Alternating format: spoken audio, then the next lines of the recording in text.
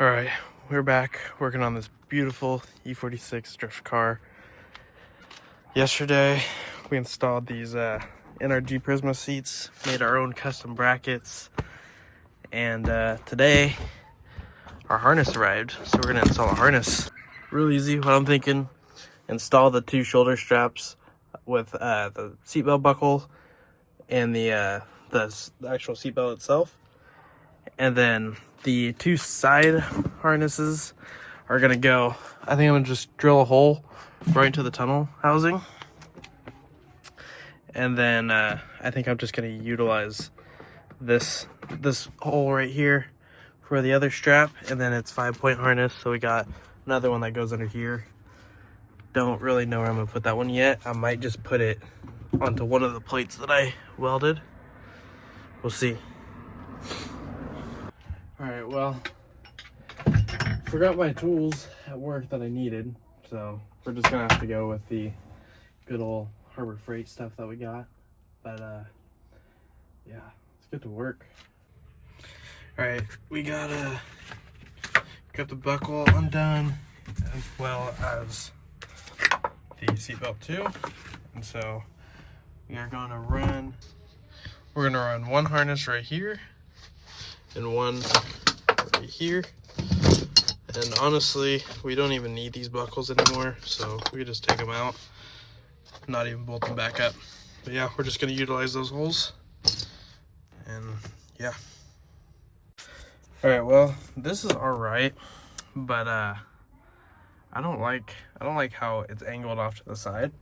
So I think instead of using these guys right here, we're gonna use these ones. They're a lot more straighter and directly lined up to the back of the seat.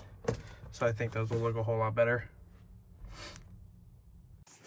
All right, we got both of them bolted up. I think they look really good, actually. They're both up there. I think they're really good length. I can still adjust them a little bit more if I need to. But yeah, nothing like using the good old breaker bar with the Pittsburgh Torx, but hey, whatever you got to get the job done.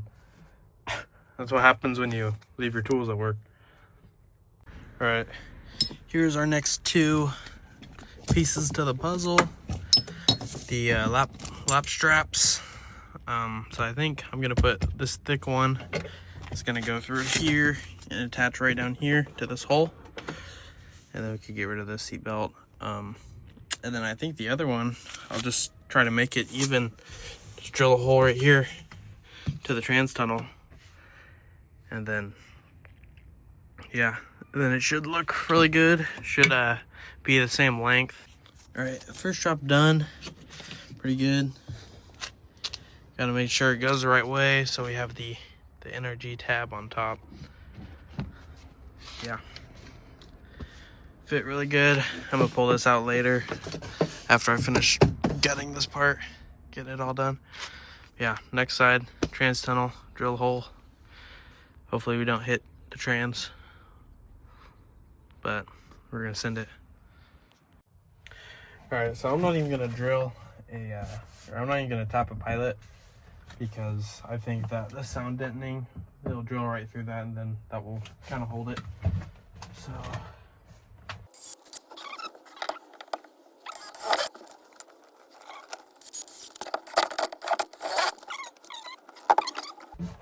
all right, we're gonna be using the same bolt that came off of the seat. So yeah, we're gonna drill it to that same size, and then we're gonna tap it and see if it holds. If not, then we could just use one of the nuts that it came with. But this is what we're gonna use for now. All right, perfect. Got our hole drilled. This goes down fine. It does hit something underneath, so I might throw a little washer in there or something, just so it doesn't hit. But we're gonna send it first, see what happens. Yeah, doesn't look too bad. It's getting a little too dark out here. Can't really see. We're gonna have to leave the SFI spec out just to show. Don't know if this is actually legal, but you know, if it is, it is. It's cool. Alright, yeah. We're gonna have to throw in a little washer. This bolt is too small to fit in there. So we're gonna go get a washer real quick and toss that on there. Alright, got our washer, fits pretty good. No spaces. Back again with the breaker bar as my ratchet, because I don't have any 1/2-inch tools at home. And so happens that my Pittsburgh sockets are 1/2-inch. Alright, yeah, just as I was expecting. It's not staying in. It's just gonna keep on backing out or spinning, tightening. So we're gonna have to actually weld in a bolt or something right there. Get that to stay. But yeah, that's it so far. We'll do that later because it is night outside. I don't have time, but doesn't look too bad. All right, well, it's getting a little bit too dark, but here it is, all buckled up. Pretty good, pretty sturdy. This part I'm worried about right now, but I'm gonna slap a bolt and nut in there so it won't be stripping. And then this side's pretty sturdy, and then this bottom area is not even attached yet. But yeah, it feels real good. I don't really like how thick it is. I should have got the I believe this is the 3-inch. I should have got the 2-inch. But I mean, yeah, other than that, fits pretty good. Latch is pretty cool. Yeah. All right, we're back the next morning.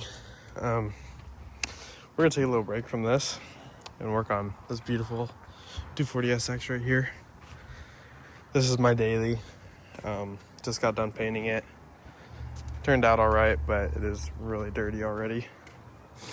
So we got some new side marker lights all around. We also got new front blinkers, because this is a different bumper, takes a different style blinker, so we got to put those on. So we're gonna put these on real quick, which I believe it's super easy. These ones with the bolts go into the back. They basically just have 2 screws. It's gonna go right there. The bolts are gonna go on either side, hold it down. And then we take this existing connector and then just plug that connector right into there. That's how we get our light. Well, we actually have a problem. There's supposed to be a bracket that goes on here that you'll put on after you stick it through there, but I am missing that bracket because I don't have the old ones. So I think I'll just glue it on there or something, or make my own bracket. We'll see.